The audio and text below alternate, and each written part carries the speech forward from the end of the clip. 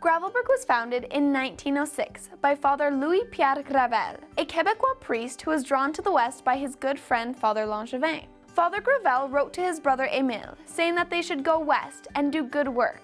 When they arrived in the area, they found French-Canadian squatters. What Father Gravel and Émile came upon was actually the small French ranching community called La Vieille. La Vieille was the name of the community before it was renamed Gravelbourg in 1906. La Vieille and the community attracted Quebecois, Belgian, and French pioneers. Gravelbourg was renamed after the Gravel family. Who were the Gravels, you might ask? Well, they were a family of 14 children from Quebec, 7 of which established in Gravelbourg, and 1 in Pontex. The Gravels attracted other French elites to the area when they established here. The Gravels influenced Gravelbourg so much so that the town is now named after them. In 1913, Father Gravel wrote to his brother Alphonse, telling him that the area needed a lawyer and a judge. Alphonse became our district court judge, with his brother Émile as acting crown prosecutor and his brother-in-law, Georges Hébert, as crown prosecutor. Georges Hébert later became the judge. Gravelbourg is known for its beautiful architecture, our cathedral, the old College Matthew, our convent, the old hospital, our courthouse, and many other. What is most surprising is that these buildings are not only located on the prairies, but that they were also built within the span of 5 to 10 years. From about 1917 till about 1927, these buildings were built up. If you think about it, in the early days of the construction in Gravelbourg, many of the men were overseas aiding the war effort. Then, upon their return, many of them went to work building these buildings for Gravelbourg to advance the community.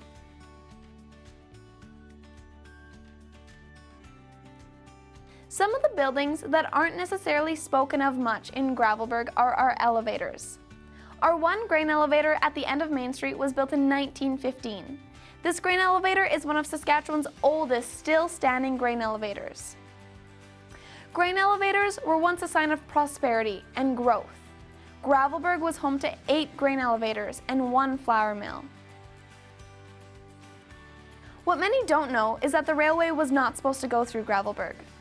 It wasn't until Father Gravel contacted his good friend Wilfrid Laurier for a favor, and the railway went through Gravelbourg. This allowed for things to be transported to Gravelbourg and for Gravelbourg produce to be transported out.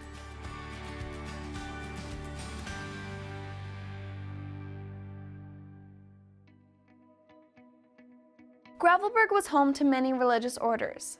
Not only the Sisters of Jesus and Mary, who are famous for their beautiful convent, and the Oblate Fathers, who are famous for the College Matthew, but there were also the Oblate Sisters, the Grey Nuns, the Sisters of the Little Saint Family, les Sœurs Chanoinettes du Saint-Pré du Sauveur, and a few others in the town.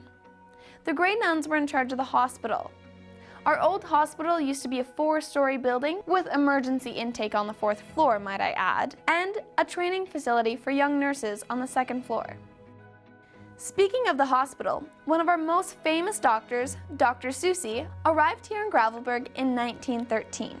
Dr. Susi started his medical studies in 1909. He then became a military doctor in the 17th Regiment of the Infantry. He later was promoted to captain. When he finished his medical studies, he was recruited by Archbishop Mathieu of Regina and was transferred to the Gravelbourg area. Dr. Susi delivered many babies, made many house calls, and even nursed back to health the man who fell from the roof of the cathedral during its construction. Some might know Dr. Susi as the doctor who lived in the Chateau Gay. The Chateau Gay is the Gravelbourg Castle. Its metal turret is hard to miss. The cathedral is a landmark in Gravelbourg. The cathedral was built in 1918 and construction finished in 1919. The cathedral was painted by its priest, Monseigneur Maillard, who was both a priest and a painter. Monseigneur Maillard studied art in France and then moved to Canada and was ordained a priest on Canadian soil. Monseigneur Maillard was originally stationed in Wolseley, Saskatchewan, and in 1917 he moved to Gravelbourg to become our parish priest. Gravelbourg was blessed to have him as a priest, a painter, and a community friend. The Convent of Jesus and Mary was built in 1917. The Sisters of Jesus and Mary were the nuns and teachers there. In 1971, the teachers sold the school building to the Gravelbourg School District. Since then, several school divisions have possessed the building. In 2016, the school division built a new school for the elementary students, and the convent building was sold to the town of Gravelbourg. The convent has beautiful architecture, amazing art, and phenomenal wood finishings. College Matthew celebrated its 100th anniversary in 2018. The College Matthew has always been a pillar for education in Gravelbourg and in the province of Saskatchewan. The teachers in the original school were the Oblate Fathers, who gave a solid French Catholic education to the boys who attended the school. The original building burnt to the ground in 1989. With help from the government, local people, and school fundraising, the college was able to rebuild. The building is still in use as an elementary, high school, and as a college. Gravelbourg is home to Radio CFLG, which is our community radio station. The community radio station was originally owned by Radio-Canada, which is French CBC. However, it was then turned over to a community organization. Radio CFLG is unique in the sense that it plays not only francophone, but also other music and news. Gravelbourg has been visited by many famous people over the years, including Princess Anne and Pierre Elliott Trudeau. Our first postmaster was also part of the Gravel family. Émile Gravel was one of our first postmasters in Gravelbourg. Gravelbourg is the perfect example of a francophone community in Western Canada.